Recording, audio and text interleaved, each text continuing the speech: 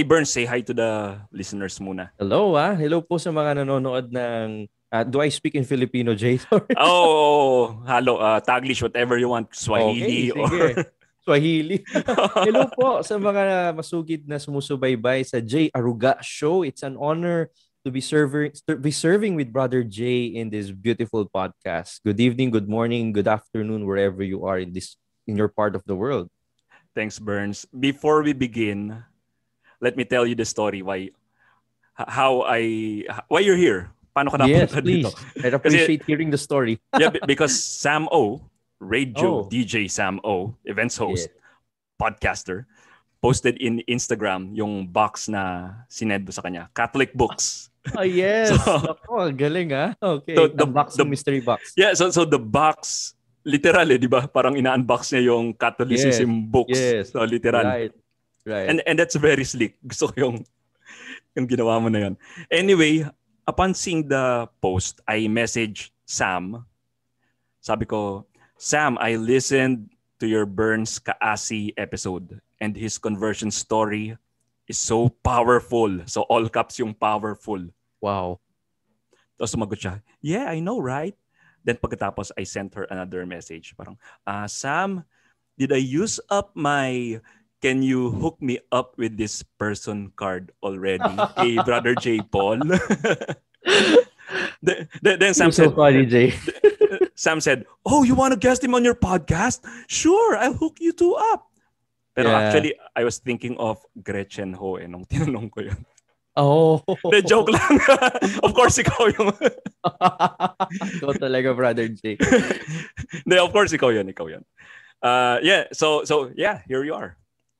Thanks be to God. I mean, I believe that these divine appointments, as I call them, meeting people, at the end of the day, it's providence that put us together for this one mission on evangelization. So thanks be to him and thanks to you for responding to the grace, no? Burns, can you tell us a little something about yourself and your ministry? Maiksi lang, mga less than 20 words lang. Because for the whole story of your conversion, I would point the audience to your guesting sa Danaro Door, Langga Speaks, the J. Paul Hernandez podcast. So let's support Filipino podcast. So, yun.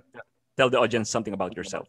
Well, because of the pandemic last year, I was inspired by my good friend, another podcaster. His name is Kirby Liaban. He's the host of the Fired Up Life podcast, and he really inspired me to do online content for what I'm passionate about, and that's defending the faith clearly without being preachy.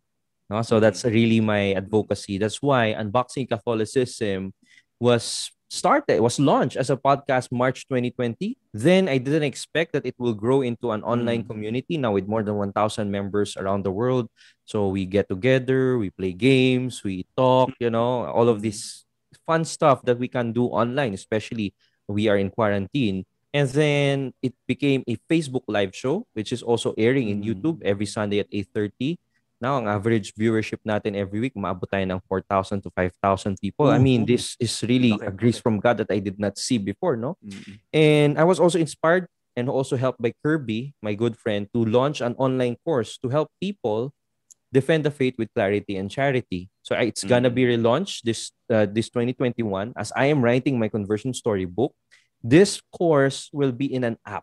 So watch out for that. I hope you can pray for that as well. So that's it. I give talks on faith, and I also give talks on personal finance because I am also a financial coach.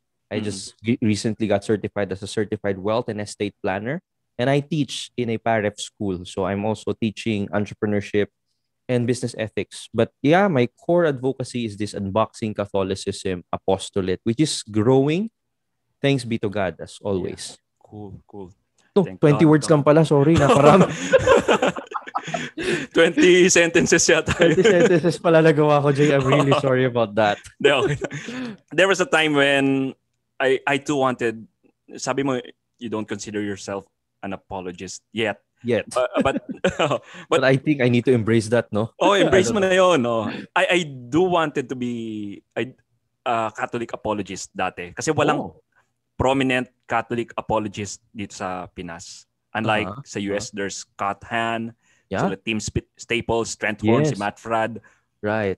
But you, fulfill that role here sa Pilipinas. In We my can, mind, we can do all, I mean, all of us can do these things, no, Jay? Yeah, so I would like to thank you for answering God's call. Thank you So also. the reason I was hoping na may Catholic apologist in the Philippines is because there are faith questions na specifically sa ating mga Pinoys lang.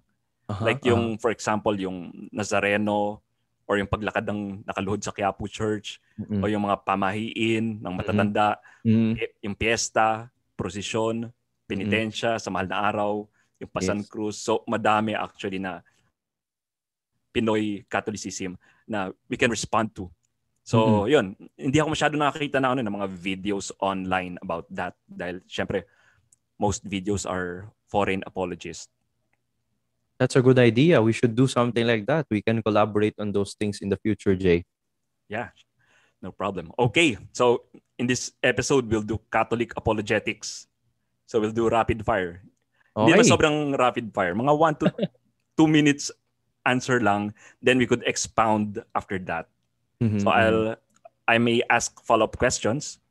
So this will be like yung scenario sa grocery line. Tapos may pumuna sa, kunwari sa scapular na suot mo. Okay. Hindi Catholic. So I will play the nosy anti-Catholic role. Okay? Alright. Nako, role-playing pala to. Sabihin ko sanang devil's advocate, but we don't see our brothers and sisters from other faith as the spawns of Satan. Kaya nosy anti-Catholic na lang. Okay, sure. Jay, question though before we begin. I teach a particular way of defending the faith in Unboxing Catholicism, and I call this the Unboxing Catholicism approach.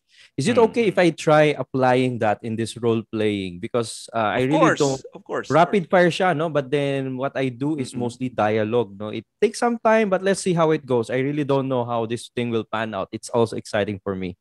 Okay. So hindi ko lang pag tinanong mo ako, may sagot ako, pero natin. We'll see. So as the nosy anti-Catholic, I'll try to stump you every step of the way. Okay, game? Sure.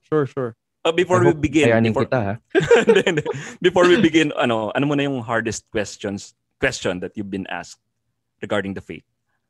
Well, siguro hardest question that I have been asked about the faith is not really doctrinal. It's more of moral. No, for example, I had a dialogue with an atheist. You can watch it on YouTube. You can search a Catholic atheist dialogue by Recreate. It's one of the rising channels in the country. And she asked me a really good question. What do you say about the priests, the scandal of the Catholic priest abusing minors? Catholic priests who have homosexual inclinations really causing scandal in the church. So that was the hardest, I think, for me, because it pulls a lot of heartstrings for people, no? Talaga ang dami nagsasabi, nga, no? Although it's not common here in the Philippines, Jay, I think, no? Wala pa naman tayong masyadong malaking question about that here, no? I think doctrinally speaking, yung Nazareno din, no? Kasi statwa, no? Parang I told my mom before to burn the statues of the saints precisely because I thought it's idolatrous. So feeling ko yung statwa, Jay. Okay. We'll dahil na banggit mo na, let's head to the very common na topic kung saan na-accuse tayo, yung pagsamba sa rebulto daw. All right, very good. So, Burns, sa Exodus chapter 20 verse 4, pinagbabawal ang paggawa ng graven images. Pero kayong mga Katoliko, patuloy ang paggawa nyo nito. So, at the same time, dinuluhuran nyo pa. Ayon sa Deuteronomy 5 verse 9, wag daw mag-bow down sa mga imaheng ito. Uy, magandang tanong yan, Brother Jay, no? Role-playing, no? Kunyari, nasa grocery tayo. Nasa grocery tayo. Bakit may statwa ka dyan? Malit na figurine. Sinasamba mo yan, no? Oo, siguro pwede ko sabihin sa'yo, Brother Jay, no? Uy, alam mo, dati tanong ko din yan. Alam mo ba, Jay, anti-Catholic ako dati, and precisely, umuwi nga ako sa bahay namin, sabi ko sa nanay ko, sunugin niya yung statwa ng mga santo kasi idolatry yan. Actually, kung babasahin mong buo yung Exodus 20 verse 4, sabi doon, thou shall not bow down and worship them or serve them. Ano ba ibig sabihin ng worship and serve, Jay? How do you understand the words worship and serve? I'm curious to know.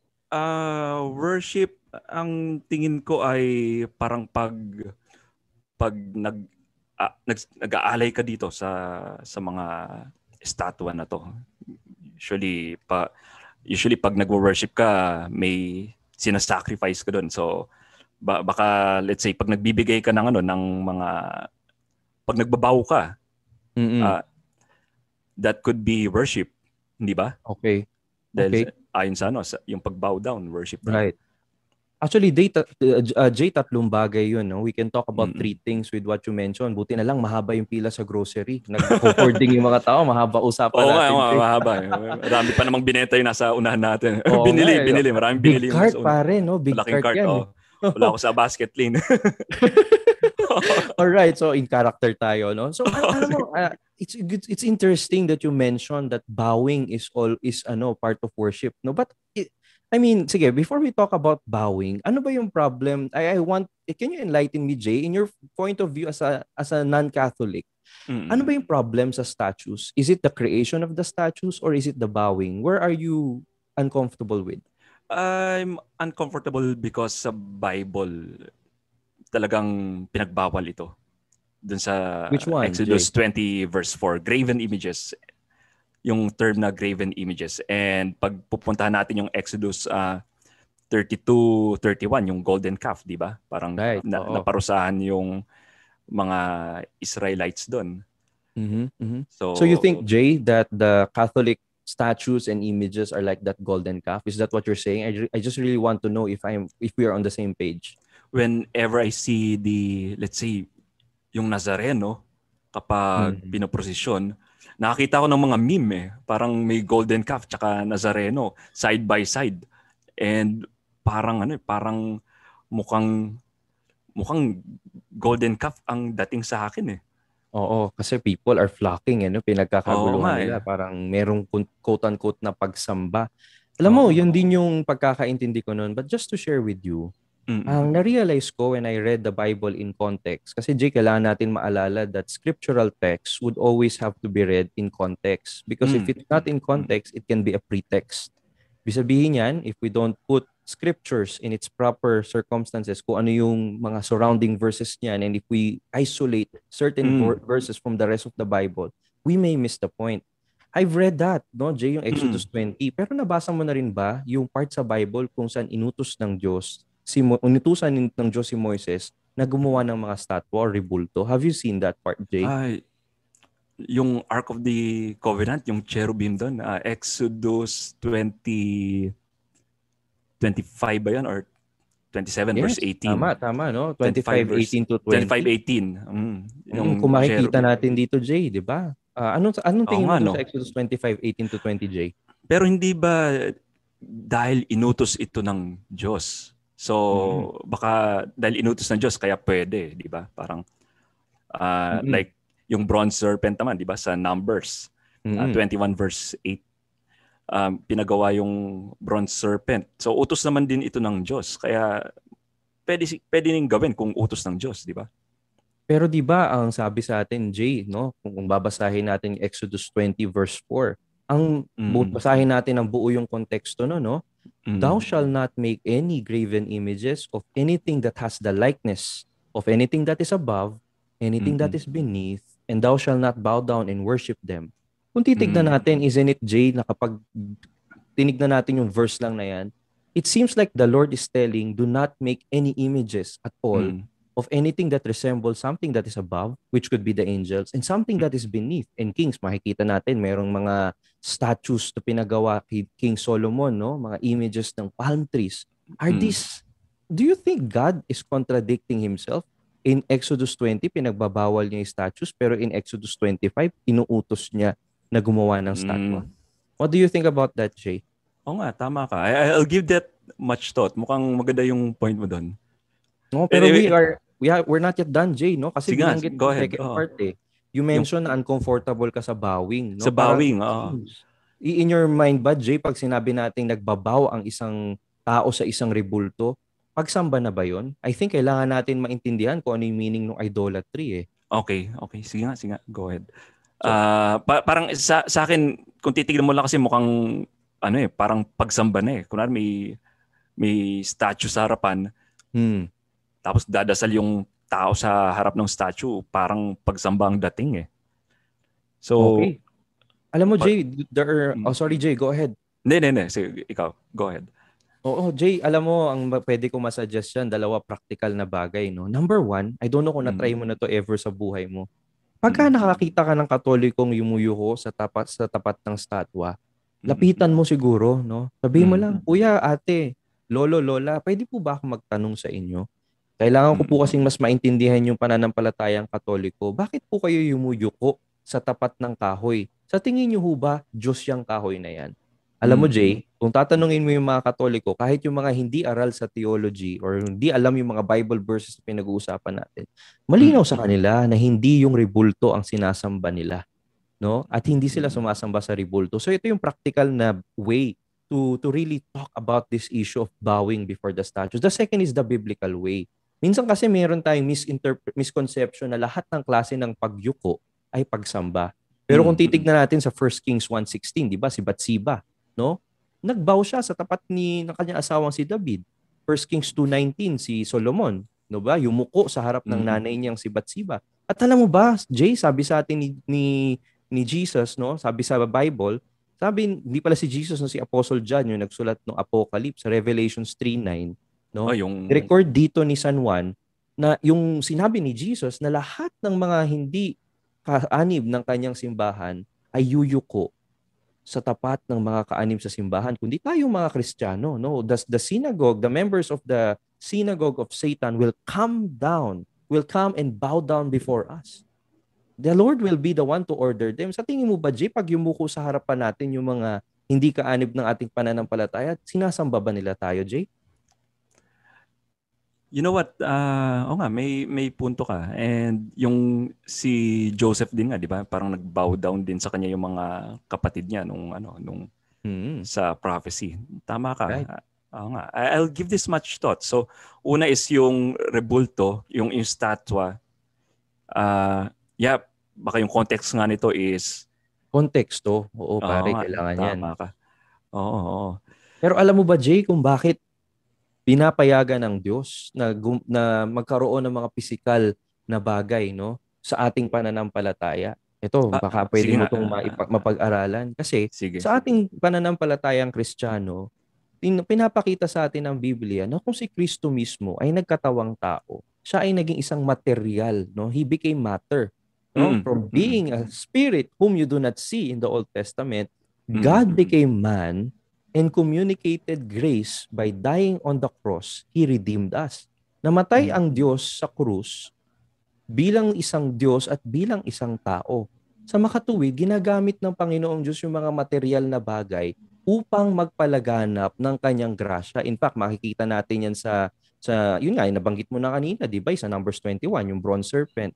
Makikita nyo rin sa Acts 19:12, yung panyo ni San Pablo, 'di ba? Ni San Pedro pala, 'di ba? Pag dinala sa mga mahihirap, sa mga may sakit, gumagaling.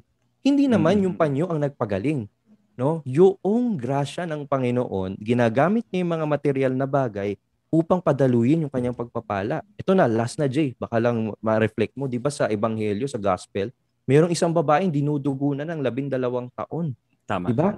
Lumapit siya sa Panginoong Hesukristo at ang sabi niya, mahawakan ko lang yung dulo ng damit niya, gagaling na ako. Di ba, the tassel of the cloth? Paghawak niya, boom, no?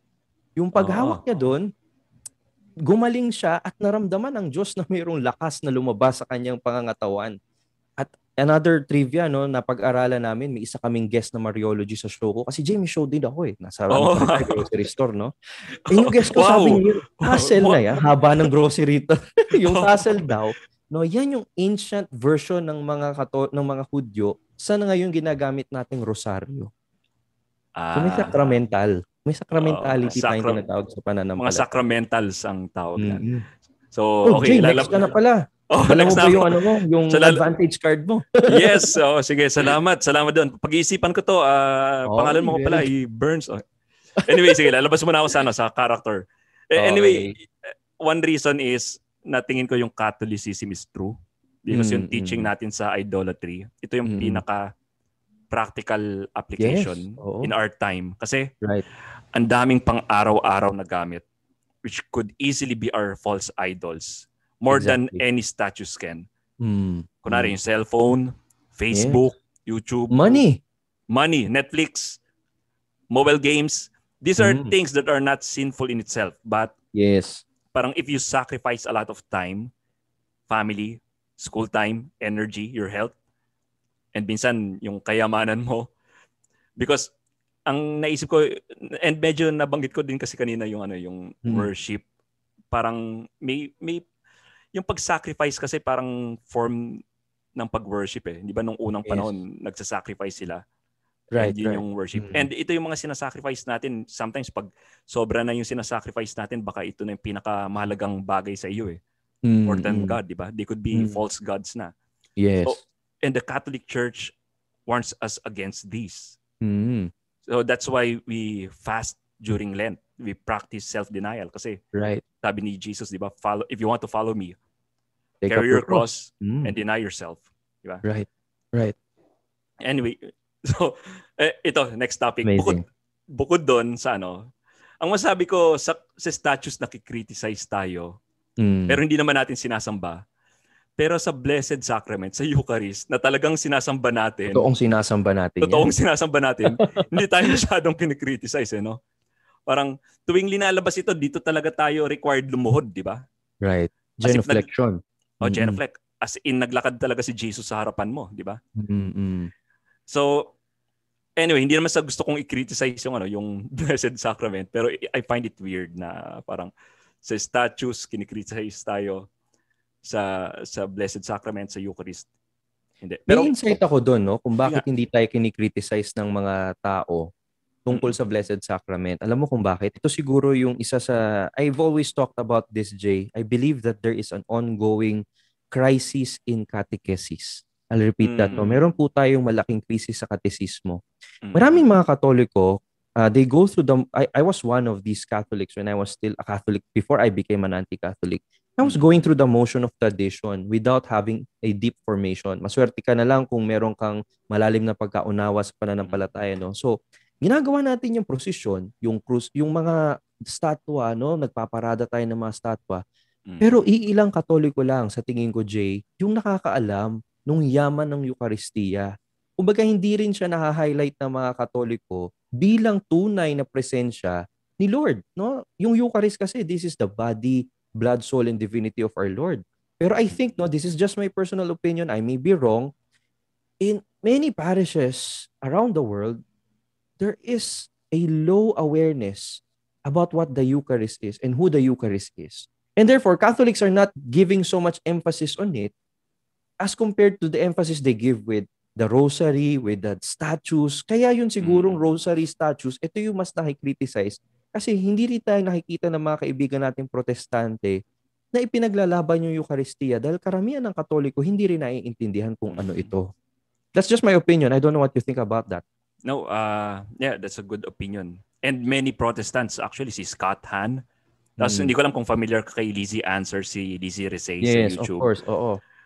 And yourself, na banggit mo yung pag-convert mo, yung Eucharist ang yung talagang isa sa nagdala sa iyo, di ba? Si Scott Hahn talagang naglalaway siya sa Eucharist. Tsaka si Lizzie, naglalaway din siya sa Eucharist. Ganon din ako noon. Doon sila na-convinced di ba? Na ang Eucharist is the blood, body, soul, divinity of Jesus Christ. Amen. Talaga. So anyway, as the nosy anti-Catholic, di ba symbol lang itong Eucharist, Burns? So kunwari, babalik ako doon sa nosy anti-Catholic hat ko. Oh, pero this time wala na tayo sa grocery siguro. Wala na. Na ulit kita na bump kita somewhere sa naglalakad tayo sa ka ba? Ay, hindi ko tatanungin kung saan ka madalas mag-hangout, baka puntahan ka nila doon. Basta doon sa sa Starbucks, sa Starbucks tayo. Tapos nakamask dahil syempre pandemic. Social distancing. Tapos nandito ako mga 1 meter away from you. Tapos sabi ko, Burns, ikaw yung nakita ko dun sa grocery last time parang familiar ka kahit naka-mask ka nung time na yun.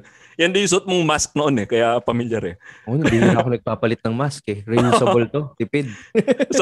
so may question ako, yung Eucharist ba, alam ko symbol lang to ginagawa din to itong mga ibang Protestant churches pero as a symbol lang.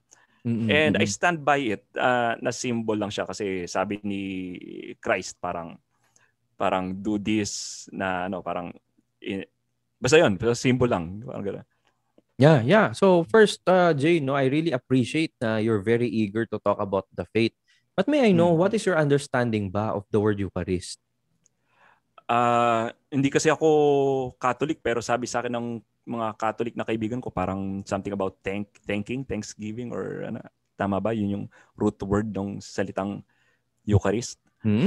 Tama yan, Jay, kasi galing yan sa salitang Greek na Euchariste, no? Ibig sabihin ay pasasalamat or thanksgiving, but it's really more than that. So apart from thanksgiving, Jay, what else do you understand about the Eucharist?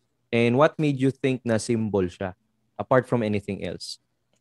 Kasi parang inutos lang ni Christ na na gawin natin to para maalala siya. Yun yung yun yung tingin ko na inutos niya nung time I agree na with you. Last Supper. Jay. Yeah, you're right, Jay, no? Talagang inutos to. It's a commandment given by Jesus. Sabi nga niya, do this in memory of me, no? So I agree, you're right, no? Na talagang this is something that the Lord Himself has spoken about. But I think nabanggit ko sa iyo, Jay, last time na dati akong anti-Catholic Christian. In fact, nung malapit na akong magiging Katoliko, sabi ng isa kong kaibigan, bakit ka magiging Katoliko? Di ba cannibal yung mga yan? Napaisip ako, bakit cannibal? Kasi nga, kinakain daw yung katawan ni Kristo at iniinom yung kanyang dugo. Di ba cannibalism yun? Pero alam mo, Jay, ito yung gusto kong i-share sa'yo. No? I don't know kung darating na yung wife mo, baka nag-grocery si wife. Pero i-share ko yung... Nandiyan lang siya sa tabi-tabi. So okay, we have very a little time. Oo, no. So nung time na naging anti-Catholic ako, nakamit ako ng isang napakabait na Catholic friend. And then he was telling me one thing, no. Sabi niya, Burns, you are missing a lot. Sabi ko, ano yung nami-miss ko? Alam ko naman yung Bible, etc., etc. Sabi niya, you're missing the Eucharist. No? To cut the long story short, pinag-aralan ko ulit kung ano yung Eucharist. Familiar ka, Jay, kay Pastor Francis Chan? Hindi.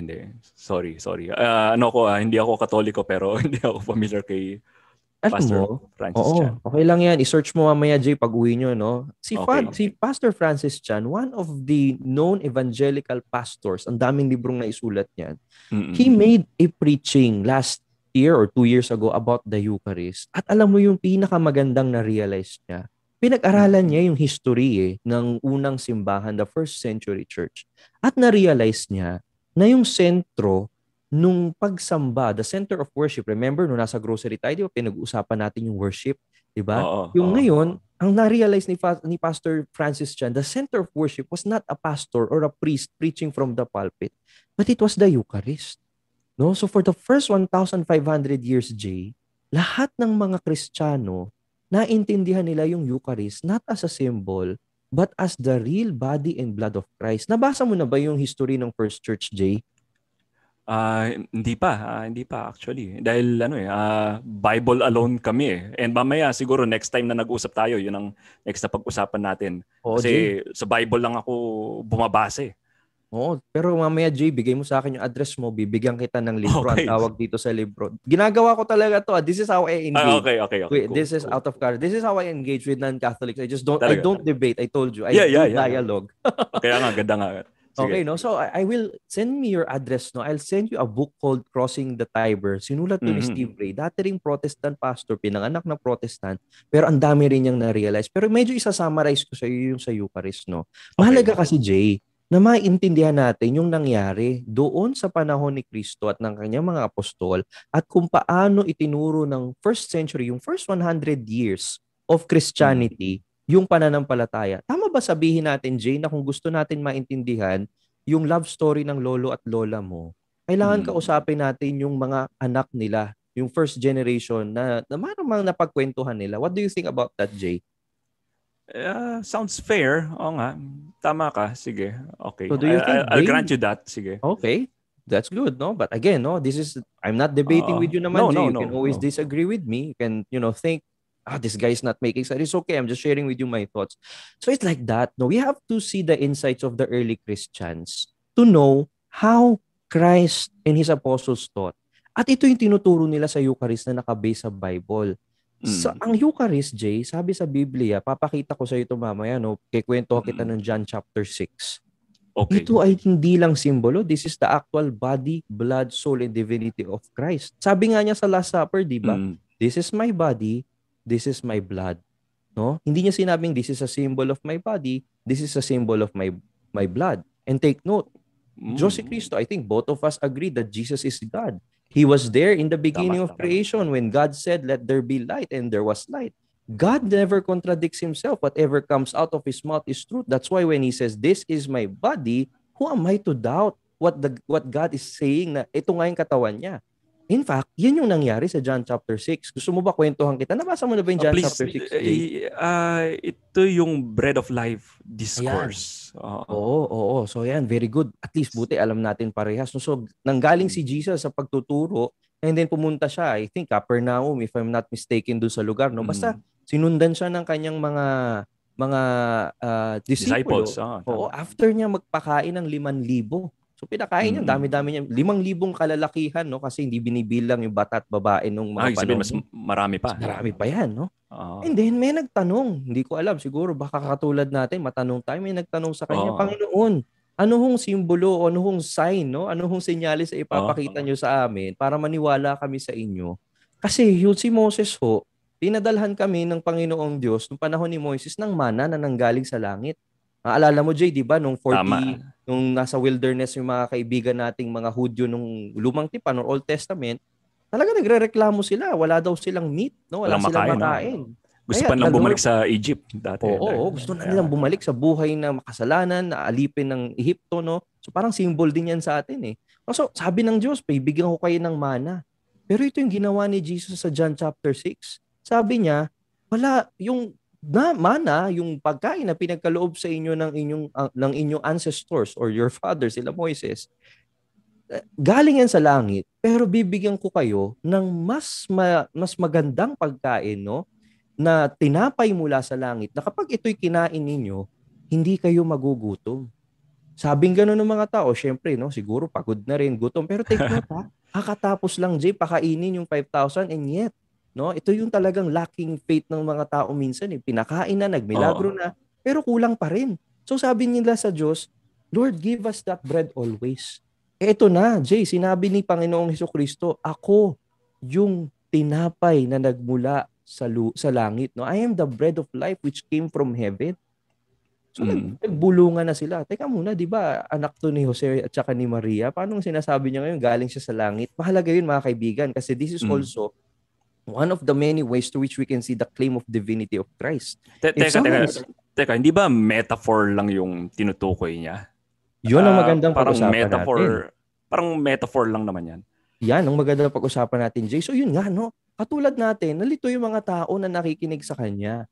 So sabi nilang ganun, teka muna, paano nangyari siya yung tinapay na nagbula sa langit? No? Pero tuloy-tuloy ang Diyos. Sabi ni Jesus kanila, verily I tell you, or behold, or lo, I am telling you, unless you eat the flesh of the Son of Man and drink His blood, you have no life in you. At dito na nagbulungan, no, yung mga tao. Parang metaphor lang naman yan. Di ba? Oo, sabing gano'n. Ito nga no, kung metaphor sana, hindi ganing naging iba yung reaction nila. So tingnan natin kung ano yung nangyari, basahin natin, no. Sige. So siguro at this point ilalabas natin yung meron akong Biblia dito, no. Ipapakita ko yan sa iyo, Jay. Okay. Adventure Study Bible. And then mag-uusap tayo, di ba? Sige. Tapos babasahin natin na sabay John chapter 6. Tapos makikita natin dito, the Jews were murmuring among themselves. Nagdududa na sila. Imaginein mo, Jay, kung yung mga podcast listeners mo, sabihin mo kung gusto nyong sumaya ang inyong buhay, kainin ninyo ang katawan ni Jay Aruga at inumin ang kanyang dugo. I'm sure your podcast listeners will be so shocked. And that's what happened in John chapter 6. Na-shock sila, Jay. Sabi nilang gano'n, nababaliw na yata itong taong to. And then Jesus said, why are you murmuring amongst yourselves? Parang, if i-paraphrase ko lang, basahin niyo po yung whole John chapter 6, mahaba ho yan. Ang sabi ng Panginoong Diyos sa kanila, no? Ang sabi ni Jesus sa kanila, verily I'm telling you, my flesh is food indeed, and my blood is drink indeed. And this is where things get more interesting. Pag binasa natin yung New Testament, sa original na language nito, kung saan to isinulat ng mga ebanghilista, Koine Greek. Koine Greek ito. Ang sabi doon, ang ginagamit na salita commonly kapag nagre-refer sa pagkain is phagein or phagos, no? Ito yung pagkain, just eating, the act of eating. But when the Lord was telling, eat my flesh and drink my blood, iniba niya yung salitang ginamit doon. Iba yung salitang ginamit nung nagsulat ng gospel. Ang nakalagay doon, trogon. Ang ibig sabihin ng trogon, Jay, it's a very specific verb in Greek that means nguyain. No, para kang nagsasamgyupsal, ngunguyain mo talaga yung meat. Doon nagpalisan. Ano yun, Jay? Parang linevel up niya yung pagkain. Talagang exactly. Oo, Jay, nilevel up niya. Stronger language. Kaya ngayon, nagtaka yung mga tao at doon sila talagang nagsimulang umalis isa-isa. Ito ngayon yung magandang tanong, Jay. Bakit kaya umalis yung mga tao? Kasi kung metaphor lang yun, kung inisip ng mga tao na nagjo-joke lang si Kristo or symbol lang, dapat di sila umalis, di ba? Oo nga. Ngayon, ito yung magandang interesting na nangyari. So, una muna, imagine niyo si Kristo nakikipag-usap sa, let's say, hundreds if not thousands of disciples. Then bigla siyang lumingon. Pumunta siya sa kanyang mga apostol. Ang sabi niya, kayo din ba aalis? Sabi siguro ni Pedro, no? Tignan niyo nga, basahin niyo po John chapter 6. Anong sinabi ni Pedro? Oh Lord, hindi kami aalis. Na-gets namin yan eh. Transubstantiation yan, di ba? Kapag sa misa, magiging katawan at dugo po ninyo. Pero Jay, hindi yun ang sinabi ni Pedro eh.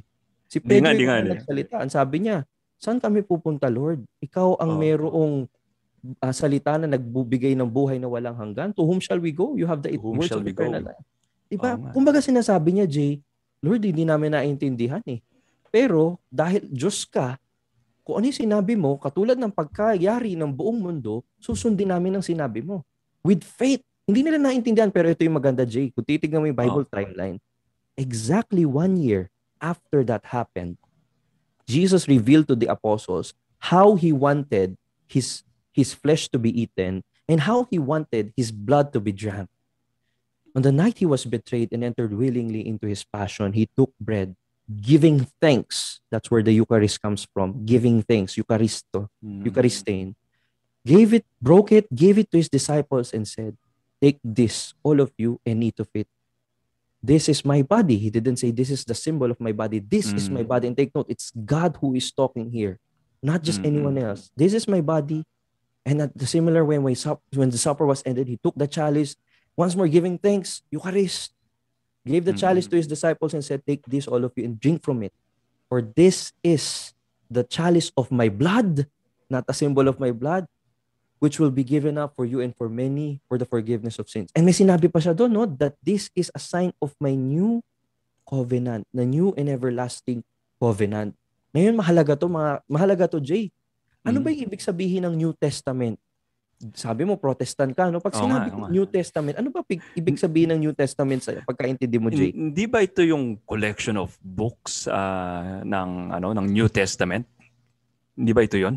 Tama ka, no? I agree with you, Jay. So, tama ka na yung collection ng books na tungkol kay Christ, yung mga sulat ni Paul, ni Peter, ng mga disciples, mga apostles, New Testament yan. Pero alam mo ba, for the first 300 years of Christianity, napakahabang panahon yan, Jay. Ilang taong ka na ngayon, Jay? Kahit yung joke lang na edad.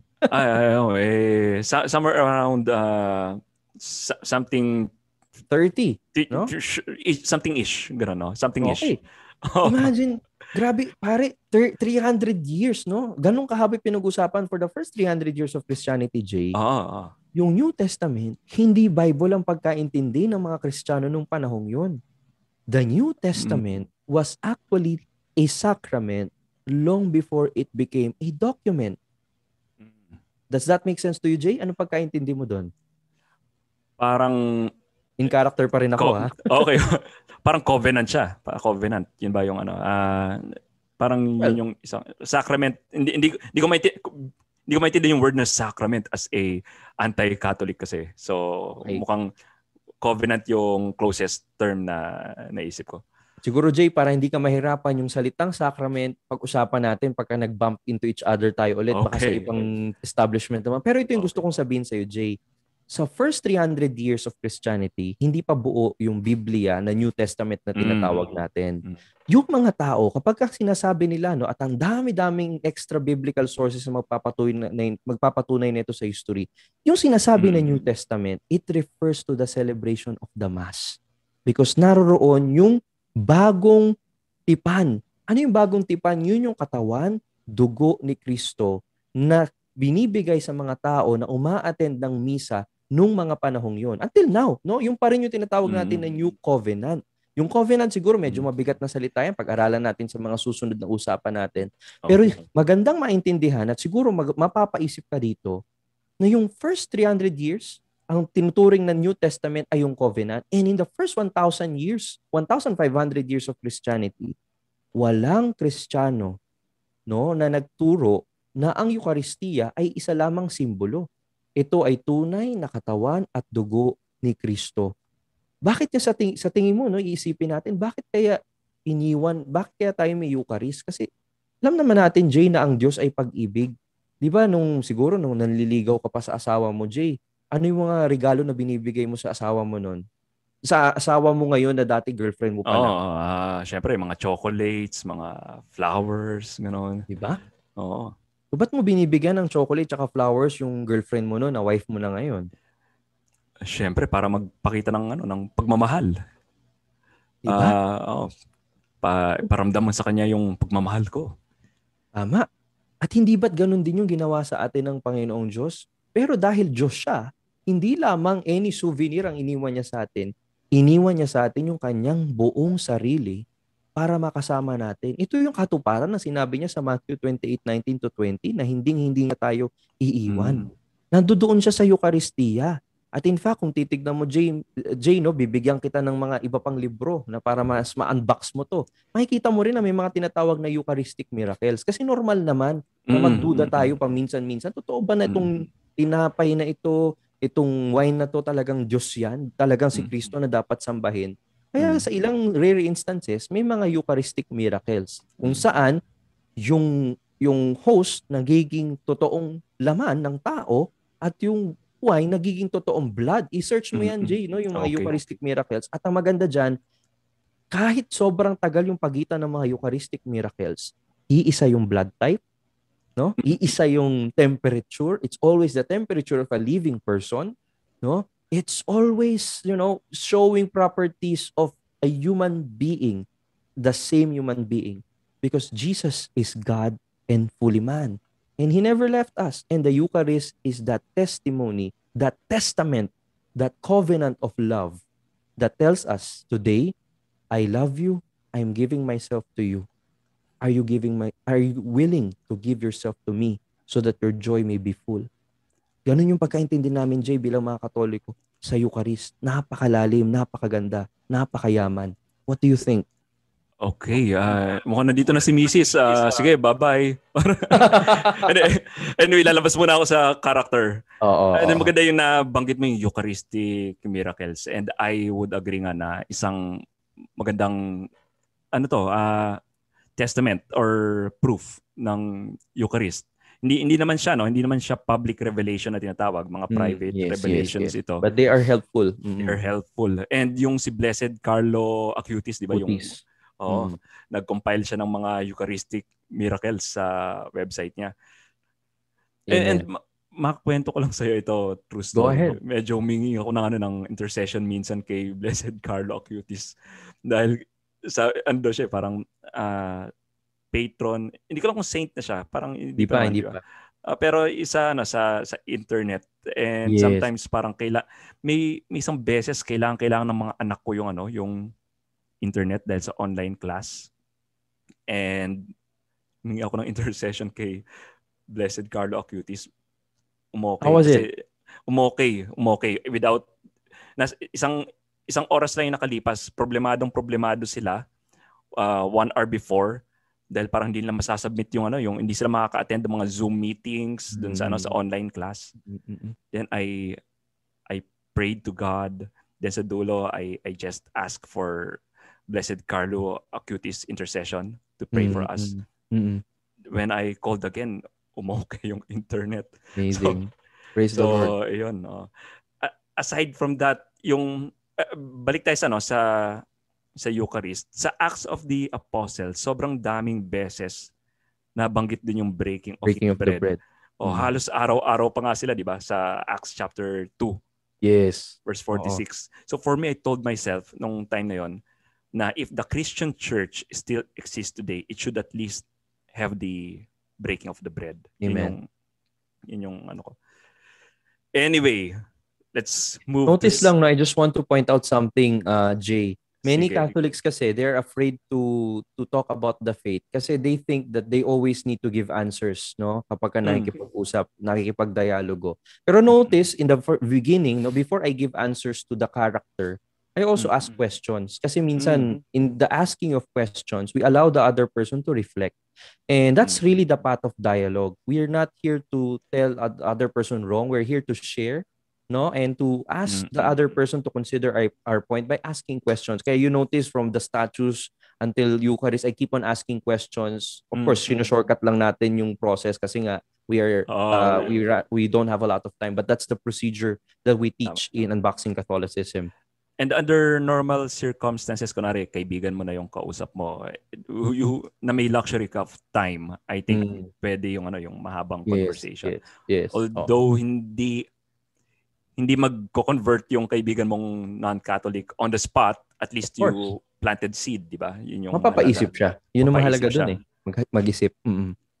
And sometimes pag may tanong siya sa'yo, hindi din mahalaga na alam mo rin yung sagot right away. It's okay to say, I don't know. That's for true. now. Di ba? Parang... And you journey together. I don't know, pare, pero okay lang ba?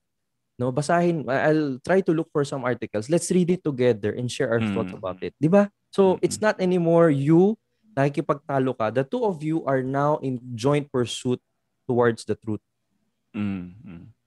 Okay. Ito, tingin ko, ito na yung makakastamp sa'yo.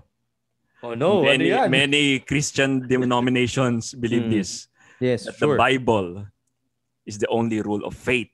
Kasi ayon sa 2 Timothy 3:16-17, all scripture is inspired by God and profitable for teaching, for reproof, for correction, and for training in righteousness, that the man of God may be complete, equipped for every good work.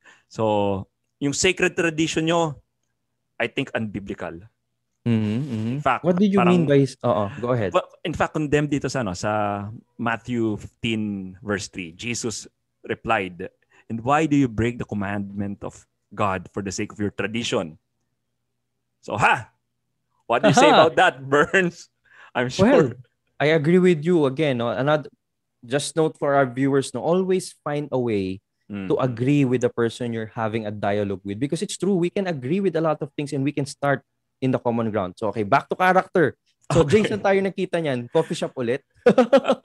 Siguro sa, medyo sa palengke na. Palengke tayo. Masyado high-end yung coffee shop eh. So, palengke medyo naman tayo. Ground level, mga ganun. Okay. Uy, wet market. Namimili ako eh. Ito, dala ko yung basket ko eh. Namimili ako eh. Ako na utosan ni Mrs. So, dito ka rin pala namamalengke. Oo nga eh. Dati sa grocery tayo, pero ngayon, palengke naman. Oo, palapit tayo ng palapit Pero next time, magiinuman na tayo sa inyo. Anyway, so yung tanong mo, maganda yan, no? I agree with you na napakahalaga ng Biblia sa ating pananampalataya. Pero Jay, saan sinabi sa Biblia na Biblia lamang ang dapat na binagbabasihan ng ating pananampalataya?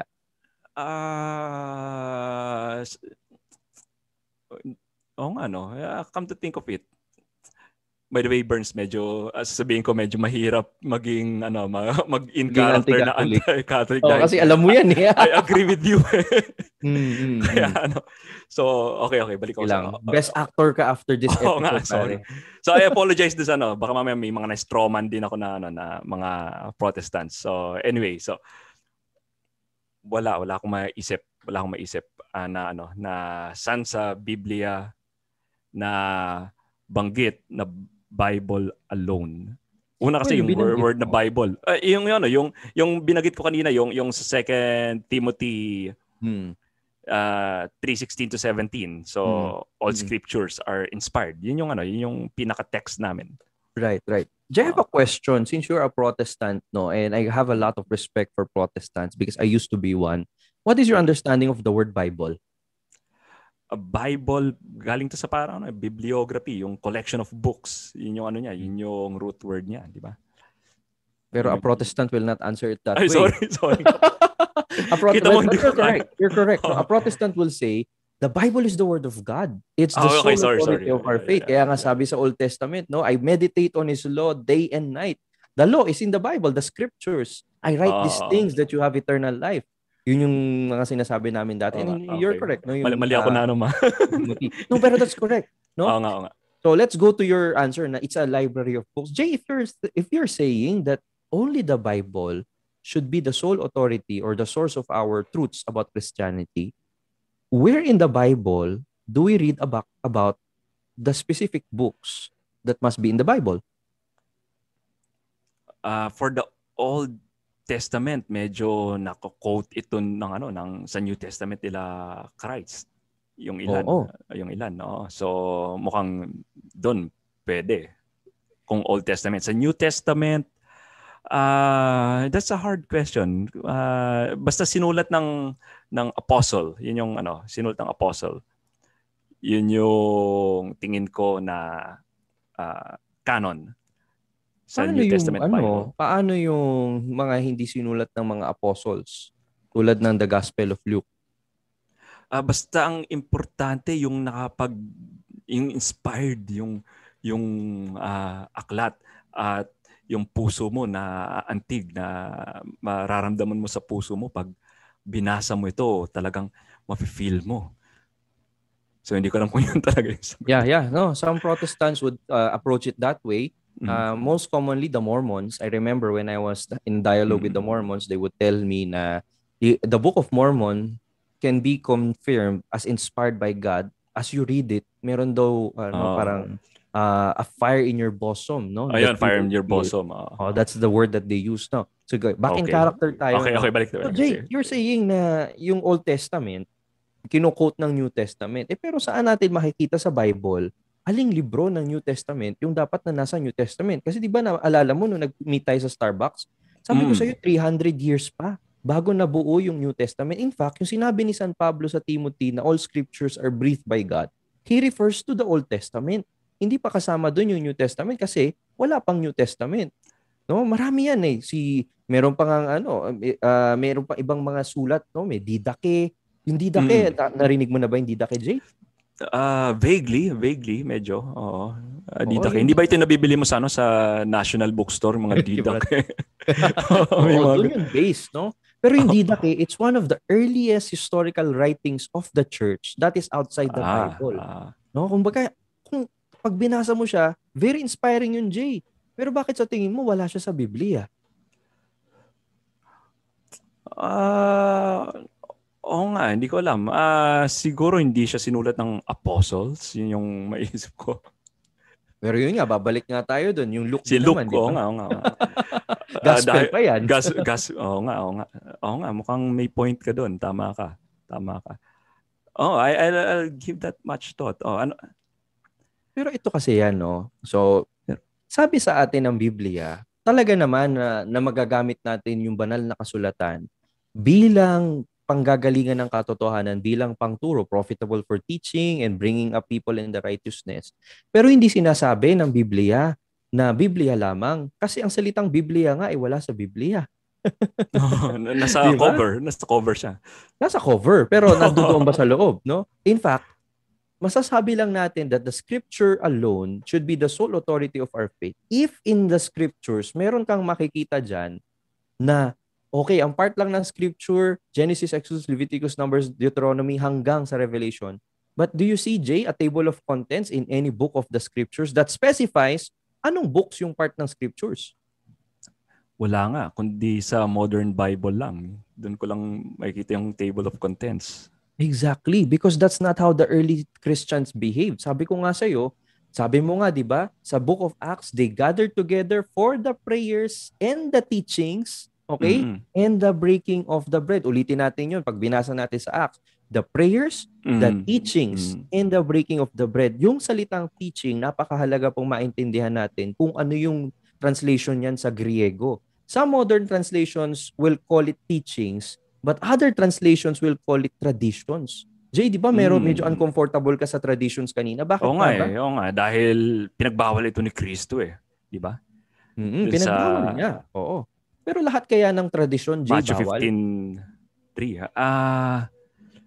Yung word na tradition nandun sa term na pinagbawal ni Kristo. So I would think na mukhang from looking at that, mukhang lahat pinagbawal.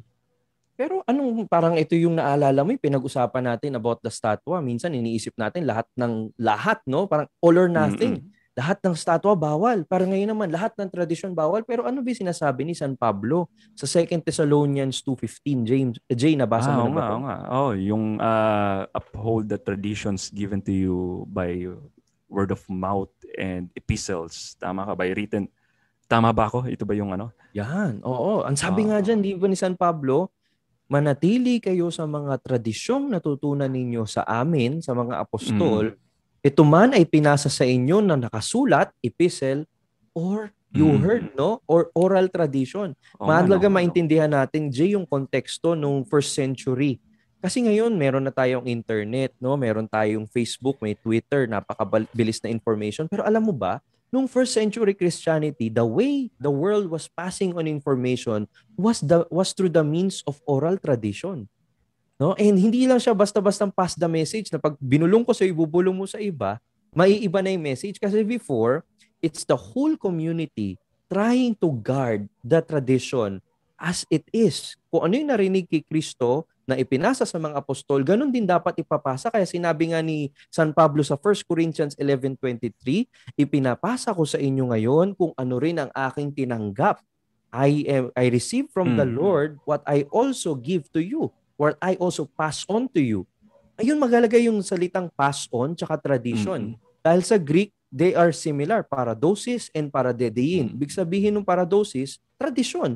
Kaya yung mga bagong Bible versions na hindi Catholic, inaalis yung word na tradition kasi nga may negative connotation. Nilalagay nila teachings. Pero kung babalik tayo sa original, paradosis yung ginamit. No? Ibig sabihin tradisyon. So ano kahulugan nito, James? May mga katotohanan na ipinasa ang mga apostol sa kanilang mga tagahalili o mga pumalit sa kanya na wala sa Biblia, ngunit hindi kontra sa Biblia. Ito yung tinatawag nating sacred traditions. Kaya sinasabi ni St. Paul, hold fast to these traditions. You heard from us, hearing, no? Word of God that is heard and word of God that is written. At ito yung magandang pag-usapan, Jay. Paano nabuo yung New Testament? What is your church's teaching on how the New Testament was formed, Jay? Ito yung pinag-usapan natin last time sa Starbucks. Ay, kanina. Nalito na ako kung saan natin pinag-usapan to dahil ilang beses na tayo nag-bump into each other. So, napaisip nga ako kung saan nung nag-research ako, si Pope Damasus, kasi nagbasa din ako nag-internet din ako after natin huling nag-usap . So si Pope Damasus daw yung isa nag-compile ng New Testament sa Council of Hippo and Carthage. Yan. Tama yan.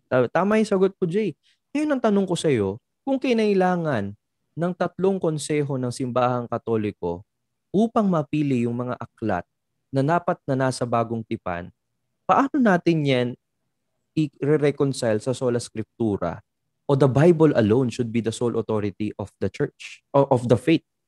Saan natin yun kukunin ngayon? Actually, walang natatandaan kong yung sa 1 Timothy 3:15 na the church yung pillar and bulwark of truth sa English.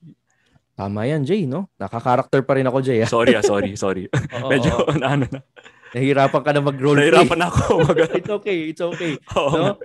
Ang tanong ngayon dyan sa mga listeners natin. Sige, kausapin natin listeners. Kausapin natin listeners. Ang mga kaibigan, kung hindi ang Biblia ang tanging basihan, bakit kinailangan ng simbahan? Bakit kinailangan ng Pope Damasus para pagdesisyonan kung anong mga libro yung nasa loob ng Biblia? At bakit sinabi sa atin ni San Pablo sa 1 Timothy 3:15 na ang saligan at pinanggagalingan ng katotohanan, the bulwark or the pillar of truth, is not the Bible but the church? Hindi natin sinasabi na hindi mahalaga ang Biblia. Ngunit inilalagay natin yung Biblia sa tamang lugar niya sa kasaysayan at sa turo mismo ng Biblia. No, so I mean, it also goes into circles, Jay. I had an atheist friend before when I was a Protestant. He asked me, why do you know that the Bible is true? Because the Bible says so. Circular. Ang circular logic. Argument yun. No, so the Bible is true because there is a historical institution that was proven to exist by history apart from the Bible, which canonized the Bible. The church came first before the Bible. The New Testament, long before it was a document, was a sacrament celebrated by the Catholic priest, which traced their lineage from the apostles, who in turn traced their lineage from their ordination from Christ in the Last Supper. So I think that's how we tie in everything, no? So maraming pang i-unbox yung mga nakikinig sa atin ngayon. I hope they, We're just scratching na-tickle yung kanilang imagination, di ba? Scratching the surface lang tayo, Yes, actually. oo. Is there a danger minsan sa mga ibang religion of committing yung Bibleatry naman? Meaning too much obsession sa Bible. Baka yung Bible na yung sinasamba nila, hindi na si God, di ba? Parang baka hindi mo ginagawa yung moral law. Tapos at the end of our life naman, di ba? Hindi naman siguro magbibigay ng quiz si God kung how much you know the Bible. Parang kung ano yung ginawa natin with our lives, you know? Right, no?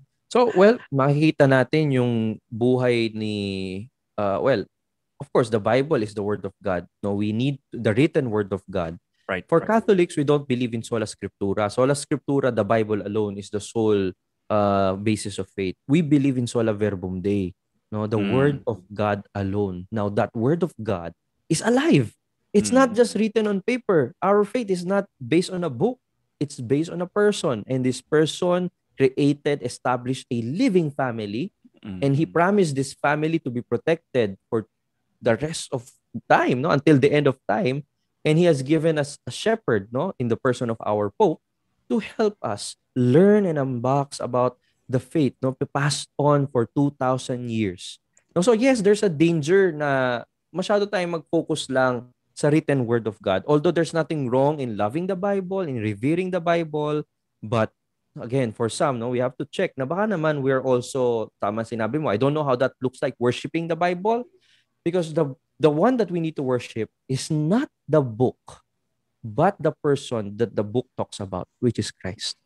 Nice. And for us Catholics, we are blessed that Christ is truly present, not just in the written word of God, but in the incarnate word of God that we get to receive every single time we go to Mass. Yung sa sacred tradition, siguro mga examples dito yung, let's say, infant baptism.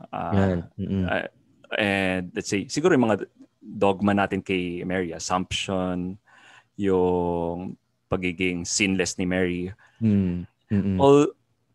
Although sabihin nilang wala sa Bible, pwede pa rin natin itong may basis. May basis pa rin sa Bible actually eh. Yeah. So hindi siya talaga totally unbiblical, di ba? I'll give you a quick one. Ito na siguro yung rapid fire na gusto mo. So sa sinasabi na sinless si Mary, ang common objection dyan, why would Mary say in the Magnificat in Luke, my spirit rejoices in God my Savior? No? Kasi sinasabi niya may Savior siya. Pero look at Genesis 3:15. The Lord was saying, I will put enmity between you and the woman. Now, that enmity is very important. Ano ba ibig sabihin yan? There is an enmity between Satan, who is pure sin, and the woman. So if Mary contracted original sin, therefore she cannot be in enmity with the devil, because the devil will defeat the woman definitely. But as you can see, no, as the proto-evangelium is telling us, Genesis 3:15, the woman will be victorious over the serpent. Why? Because the woman, through a singular grace that comes from God, was preserved from original sin from the moment of conception. At napakadami pang ibang biblical clues, no? At maganda dito, Jay, siguro yung pwede nating encourage yung listeners is to study how the first century church before the Reformation understood these things, dahil napakaraming clues tayong makukuha doon. Alam mo, minsan napapaisip tuloy ako na part siguro ng prohibition, siguro yung sola scriptura, yung tinuturo sa iba, maybe part ng prohibition yung pagbabasa ng writings ng early church. Baka mamaya, it's easy to connect the dots to the Catholic Church kung babasahin mo yung mga church fathers. Because that's the truth. And I think baka mamaya may mga ibang Protestant church na, hindi ko sinasabing lahat, na baka mamaya yun yung yung reason nila. Kasi karamihan sa mga nag-convert, like yun nga, si Scott Hahn and yourself, di ba? Yung church fathers yung naging reason Right. and yung understanding sa church fathers. Hey, Burns, we're over Running out of time. time.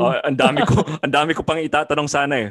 Pero this only means na magkakaroon pa tayo ng next time, hopefully, Sure. Burns. No problem. I think, Enjoyed it, Jay. yeah, I think one last question. Why be Catholic? Why don't just be like Protestant and or evangelical? Bakit kailangan nila ng maging Catholic? I'll tell you the same thing. I'll tell our listeners the same thing that my friend told me, no? Burns, you are missing a lot.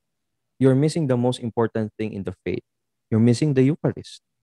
So now, whether you are a Catholic who has been taking the faith, for granted, no, parang hindi mo masyado sineseryoso, or if you are a Protestant and you are, intrigued by these things, I'll tell you the same thing, my dear friend. You might be missing the Eucharist. Let's open our eyes. Let's not be afraid to be embraced by Jesus in his real presence in this sacrament. Don't be afraid to unbox history. Don't be afraid to know the truth. Because no matter what you do, truth will never be contradicted. Leave no stones unturned.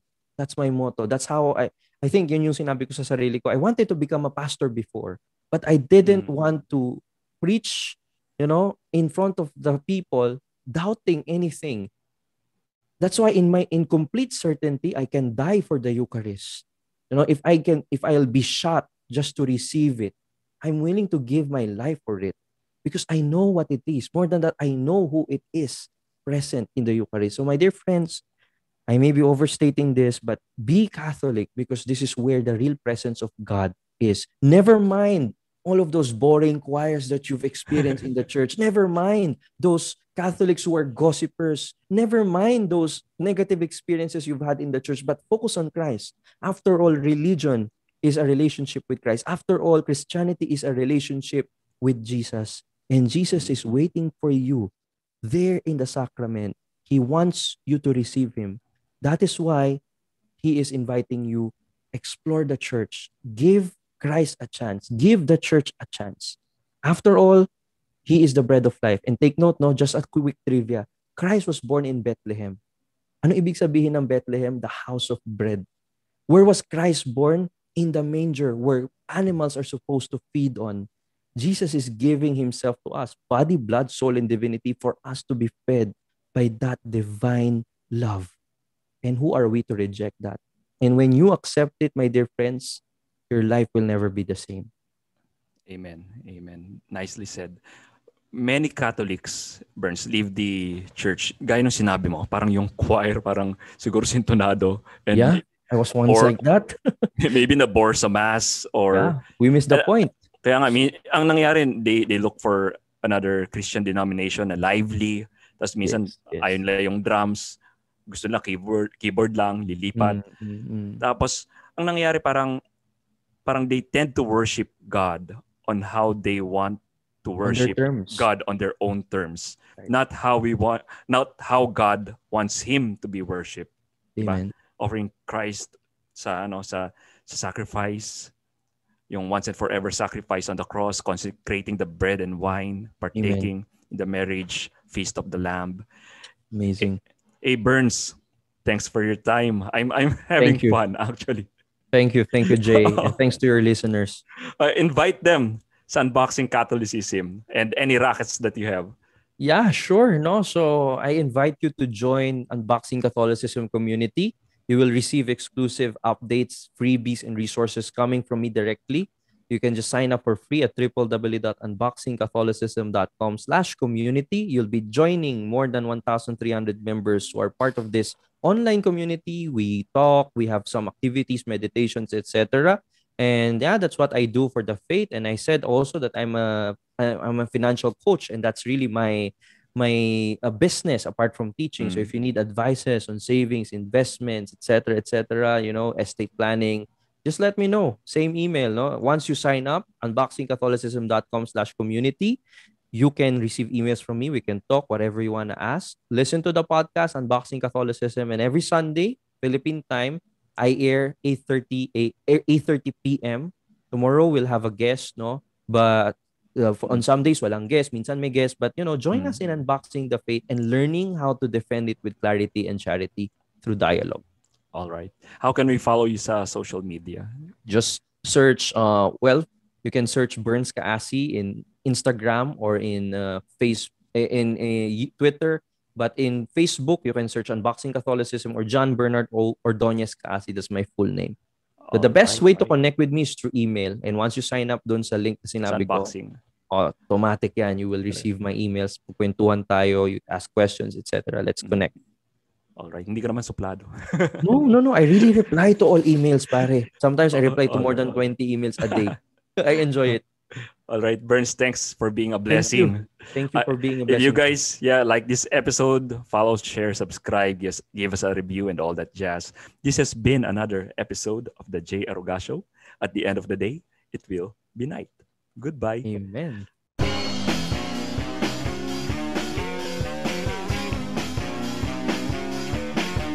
Hi, this is J. Aruga of the J. Aruga Show. If you like what you just saw, please consider subscribing and smash that like button. We'll need all of your help to take back the culture from this ideological colonization of the West. Thank you.